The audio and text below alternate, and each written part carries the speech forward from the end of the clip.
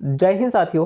तो SSC phase 11 के online form start है और अगर आपने फॉर्म फिलिंग करते टाइम यहाँ पर गलत पोस्ट फिल कर दिया, आपने वो पोस्ट फिल कर दिया जिसमें आपकी वैकेंसी है ही नहीं, आपकी कैटेगरी की वैकेंसी नहीं है, आपके रीजन की वैकेंसी नहीं है, तो आपकी सारी मेहनत बर्बाद हो जाएगा।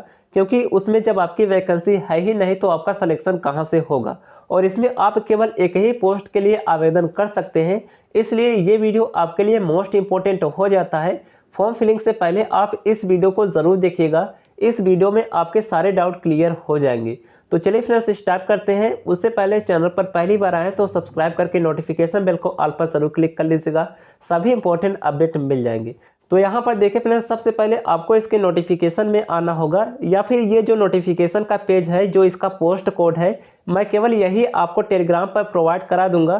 तो आप लोग टेलीग्राम को ज्वाइन कर लीजिएगा, लिंक आपको डिस्क्रिप्शन बॉक्स में मिल जाएगा। यहाँ पर आपको ये सबसे पहले डाउनलोड करना होगा, आपके पास ये होना चाहिए। तो ये आपको टेलीग्राम पर मिल जाएगा। अब इसमें आने के बाद सबसे पहले आपको ये जानना जरूरी होगा कि आपका रीजन कौन सा है। तो यहाँ पर देखिए फ्रेंड्स, आपको एक लिस्ट दिख रहा होगा जहाँ पर स्टेट होगा और रीजन होगा। तो यहाँ पर आप अपने स्टेट के अकॉर्डिंग पता कर लीजिए कि आपका कौन सा रीजन आता है।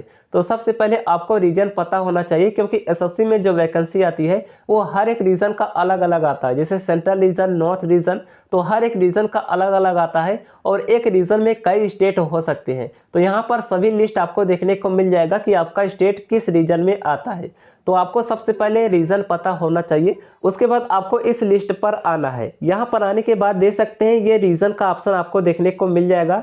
यहाँ पर आने के बाद सभी रीजन अवेलेबल है। यहाँ पर देखिए, यहाँ पर NWR रीजन अर्थात नॉर्थ वेस्टर्न रीजन, तो आप अपने रीजन के अकॉर्डिंग चेक करना है। यहाँ पर मैं सेंट्रल रीजन का चेक करके बता देता हूँ। यहाँ पर देख सकते हैं नॉर्थ रीजन, NR रीजन, तो आपको अपने रीजन पर जाना है। मैं यहाँ पर अपने रीजन सेंट्रल रीजन पर जाता हूँ, तो उसी के अकॉर्डिंग मैं यहाँ पर आपको बता देता हूँ, किंतु सेम प्रोसेस आपको फॉलो करना है, आप चाहे जिस भी रीजन से आते हैं। तो यहाँ पर देखिए मैं सेंट्रल रीजन में जाता हूँ, यहाँ पर CR रीजन स्टार्ट हो जाता है। तो देखिए ये रीजन है, सेंट्रल रीजन है, और इसके सामने यहाँ पर जो ये दिया गया है ये पोस्ट कोड है। यहाँ पर देख सकते हैं ये पोस्ट कोड है, इसी को आपको फिल करना होगा। तो यहाँ पर देखिए ये रीजन हो गया, ये पोस्ट कोड हो गया, ये यहाँ पर दिया गया है कि कौन सी वैकेंसी है, और यहाँ पर दिया गया है क्वालिफिकेशन क्या है, और यहाँ पर वैकेंसी का डिटेल्स दिया गया है कि कितनी वैकेंसी वेकेंट है। तो यहाँ पर आपको चेक करना होगा, क्योंकि देखिए यहाँ पर जो वैकेंसी दी गई है ये कैटेगरी वाइज अलग अलग दी गई है। देखिए सबसे पहले कैटेगरी जो है वो SC है, उसके बाद ST है, उसके बाद OBC है, उसके बाद EWS है। तो इसी तरीके से आप यहाँ पर चेक कर लेंगे कि आपकी कैटेगरी में वैकेंसी है या फिर नहीं है। और जिस भी कैटेगरी में यहाँ पर वैकेंसी देखने को नहीं मिलेगी उसमें आपको फिल नहीं करना है। तो यहाँ पर देख सकते हैं सेंट्रल रीजन हो गया। जैसे मैं यहाँ पर OBC का अगर फिल करना चाहता हूँ तो मैं किस में फिल कर सकता हूँ वो मैं यहाँ पर बताता हूँ। जैसे यहाँ पर देखिए ये जो पहली वैकेंसी है नर्सिंग ऑफिसर की, ये वैकेंसी है, ये 10+2 लेवल की वैकेंसी है। इसमें यहाँ पर देख सकते हैं OBC में कोई भी वैकेंसी नहीं है। तो अगर मैं केवल OBC से फिल करना चाहूँ तो नहीं कर सकता हूँ, किंतु जनरल से यहाँ पर देख सकते हैं 4 वैकेंसी है, तो जनरल से अप्लाई कर सकता हूँ।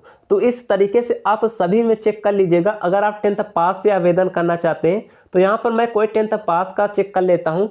जैसे यहाँ पर देखिए मैट्रिकुलेशन 10th पास की ये वैकेंसी है, जो कि है MTS की, मेडिकल अटेंडेंट की। यहाँ पर देख सकते हैं SC ST में कोई वैकेंसी नहीं है, OBC में 5 वैकेंसी है और जनरल में 6 वैकेंसी है। तो यहाँ पर SC ST वालों नहीं फिल कर सकते, एंड OBC वाले फिल कर सकते हैं, एंड यहाँ पर जनरल वाले फिल कर सकते हैं। तो इसी तरीके से आप सब में चेक कर लीजिएगा कि किस पोस्ट में आपके कैटेगरी की वैकेंसी है। अब यहाँ पर हमने सेलेक्ट कर लिया कि हमें इसमें फिल करना है, तो यहाँ पर मैं ये पोस्ट फिल करूँगा। यहाँ पर देख सकते हैं ये पोस्ट दिया गया है 10,923, तो ये पोस्ट हमें फिल करना है अगर मैं इसमें आवेदन करना चाहता हूं। तो इसी तरीके से आप जिसमें भी आवेदन करना चाहते हैं यहाँ से आप सेलेक्ट कर लीजिए और उसका यहाँ पर कोड आपको फिल करना है। तो चलिए मैं वहाँ पर आपको फिल करके बताता हूँ कि इसके लिए क्या कोई एक्सपीरियंस ज़रूरी है या फिर नहीं। तो अब यहाँ पर आपको वो कोड सेलेक्ट करना होगा जिस भी पोस्ट में आप आवेदन करना चाहते हैं। तो 10,923 पोस्ट था, उस पोस्ट को मैं यहाँ पर सेलेक्ट करूँगा, क्योंकि मैं उसी में फिल करना चाहता हूँ और मेरी कैटेगरी में उसमें वैकेंसी भी है। तो यहाँ पर देख सकते हैं 10,923, यहाँ पर कोड अवेलेबल है। इस पर हमने क्लिक किया तो यहाँ पर देख सकते हैं आ गया एमटीएस मेडिकल अटेंडेंस, कौन सी वैकेंसी है, कौन सी लेवल की वैकेंसी है, देख सकते हैं 10th लेवल की वैकेंसी है। अब यहाँ पर बता दिया जाएगा कि आपका क्वालिफिकेशन क्या रहेगा। यहाँ पर आप नीचे आएंगे तो ऑटोमेटिक ये क्वालिफिकेशन आ जाएगा। यहाँ पर देख सकते हैं क्वालिफिकेशन हमने सेलेक्ट किया तो देख सकते हैं इसमें 10th पास होना चाहिए और आपके पास यहाँ पर एक मेडिकल सर्टिफिकेट भी होना चाहिए, चाहे वो स्टेट गवर्नमेंट का हो या फिर सेंट्रल गवर्नमेंट का हो।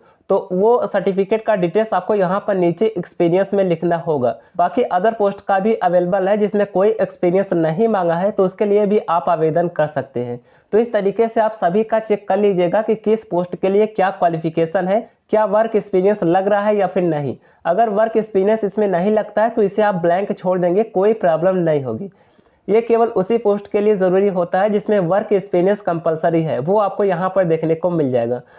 तो चलिए इस तरीके से आप चेक कर लीजिएगा। बाकी मैं टेलीग्राम पर आपको पीडीएफ प्रोवाइड करा दूंगा कि किस में कितने वैकेंसी है।